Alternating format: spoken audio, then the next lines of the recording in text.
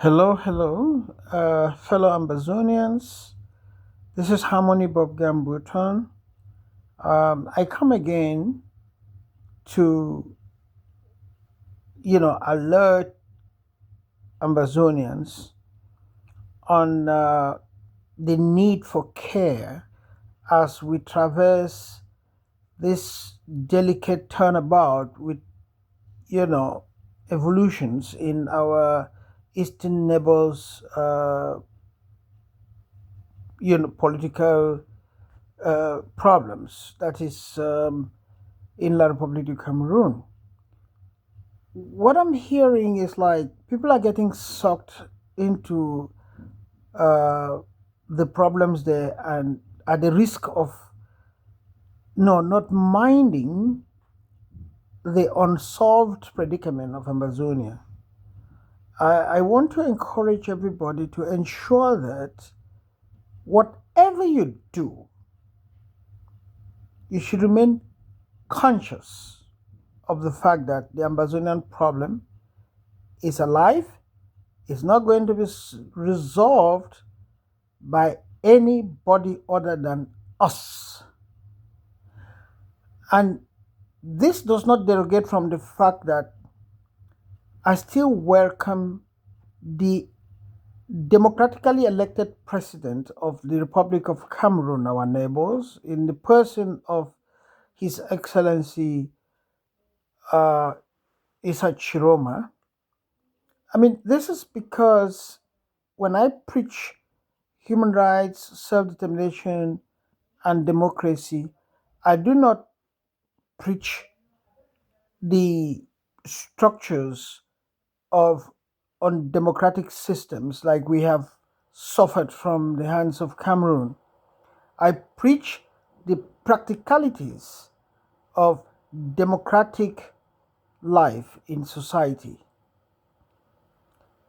I'll be coming to talk more detailedly on that, but I want to say this.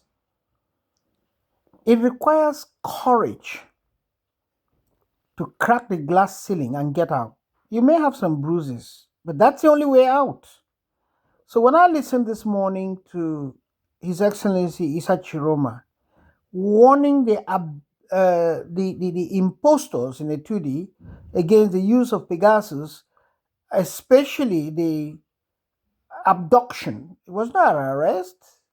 I don't know how you call it an arrest because there's no warrant, there's no process. The ministers and military men were abducted and taken to unknown destinations. I would like to advise that the families of these people they know they should shake off the shackles of fear and introduce in the courts before Ngongo and his evil gang initiate criminal process against these people.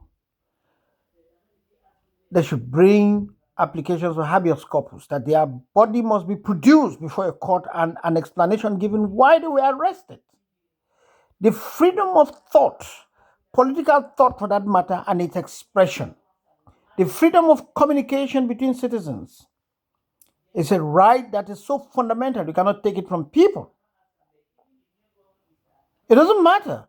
The Cameroon government, I speak like a Pan African professional and intellectual, maybe, that it doesn't matter that you're a member of a government, that you don't have your own mind.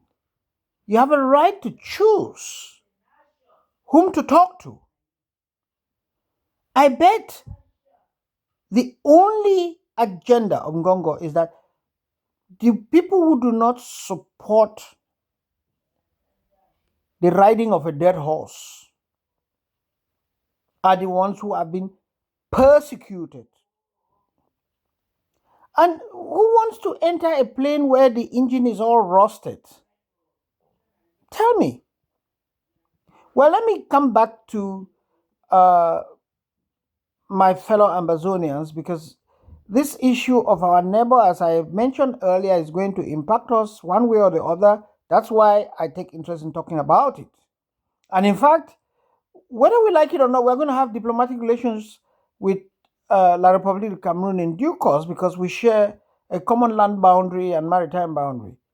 And to have a man who is open to dialogue and discussion like His Excellency Issa Chiroma, it's a wonderful thing. And possibly, from a Pan African perspective, it's also very, very feasible that we can start talking about a process that our forebears had started. Fumban, as I insist, was never completed, and there has never been an act of union. Atangana Clement is very fast in declaring distorted electoral results or falsified electoral results, better still. But the pending matter on the touchy issue of the absence of an act of union between La République du Cameroon and Southern Cameroon, now called Ambazonia, which has been pending in the dockets of the Constitutional Council even before Clement Atangana took office, and the files were transferred to him by the President of the Supreme Court, who was deputizing for the Constitutional Council before he got onto the unholy throne of that Constitutional Council. He has swept it under the carpet. If he's so busy and strong at his age, let him treat that file. It's a test of his integrity. It is a test of whether he will go to heaven or not, because we often say that people may repent a split second before they go to heaven. That particular file dealing with the act of union between La République du Cameroon and Southern Cameroon, if it is not done now, God will send you back. That is a prayer I'm making. Now, to Southern Cameroonians, I think all these shenanigans of, the tapeworm type of constantly multiplying governments claiming the throne of prime ministership in Boya has to stop, and stop very fast. As early as 2017, I had said all the groups that are, fretting around about holding office should just convert themselves into future political parties in Southern Cameroon. And when we are fully restored, they can go get their mandate from the people. Just look at the example of Issa Chiroma. He has a moral authority to speak as a president of the Republic of Cameroon because his people gave him the votes. This is what I meant when I said Ambazonians wait to vie for elective public office. With all due respect, some of us, intellectuals so to speak, professionals, we also misled our people. This is time to correct it because we are crossing the delicate Rubicon. The Restoration Charter was a complete distortion of the idea of restoration. All what we needed to do was restoration of exactly the last government in Southern Cameroon in terms of structure and the processes, and suspend the manning of those structures to when we control territory at least up to 51%, and then we can move into office by election. If we needed to go faster than and not wait for election, the only legitimate pathway would have been to fill the House of Chiefs, because the chiefs, the funds, they have never moved. And this reminds me, I can say it now, that the Northwest Funds Union and all the shenanigans of National Council of Chiefs, which this young man from Chafa has been playing around with, is all nonsense. Because I speak for my Northwesterners. And of course, even from the Southwest, where most of my youth was spent. The kingmakers have never given a mandate to the kings to make another king. So the making of Mr. Paul Biya, King of Kings or Fun of Funds, was a farce. It was a scam which he fell into since he thinks that he is very smart. That was only necessary for, some little envelope which was not properly stuffed for the smart funds. But people like Fonchafa should beware that the things that are known about him, we are going to go even to the DNA level. He has to be very, very careful. The disrespect he has shown to the institution of fundoms in the Northwest and in the rest of Southern Cameroon, he's going to pay very dearly for it. It's not enough to dethrone him. He will growl with his tummy. He knows in error. But that was divine providence. I got close to him as a neighbor and even honored him as a friend.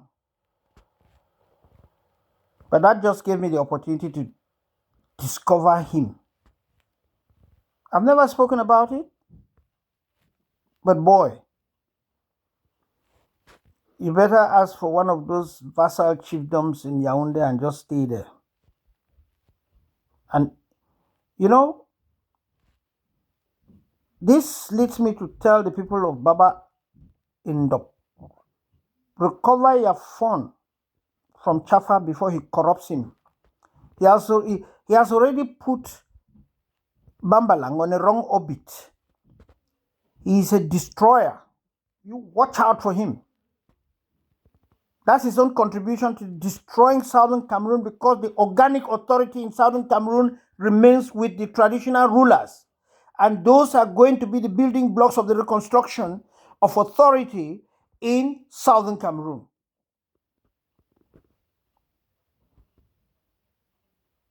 Well, I'll be coming with more details in respect of events in our neighbors'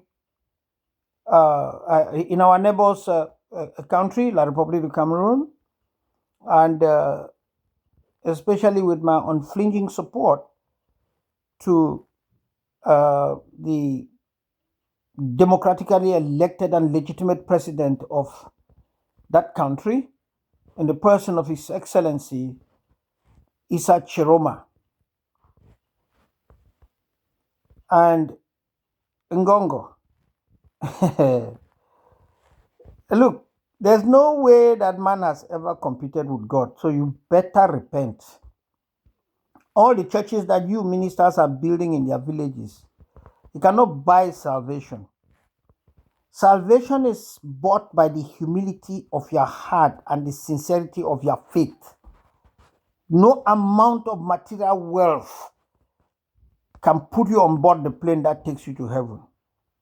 So, young man, think and think twice.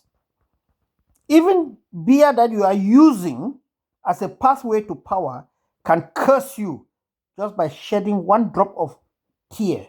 That, why is this young man using me like this? You saw what happened in the National Assembly. Je dois me mettre debout. Qu'est-ce qui se passe maintenant? Look, that's a curse on you and your team. I know people like Ataganji might be amongst the 7 ministers who have been arrested because Rooks are always very, very street smart. Although street smartness sometimes doesn't pay. He might have seen that this boat is sinking and he's ready to jump over, and he's involved in on the other side. But look, I challenge you, don't hide their names. Publish the names of those ministers, and I will tell you more how the floor is crumbling under your feet. We'll be together again. Thank you.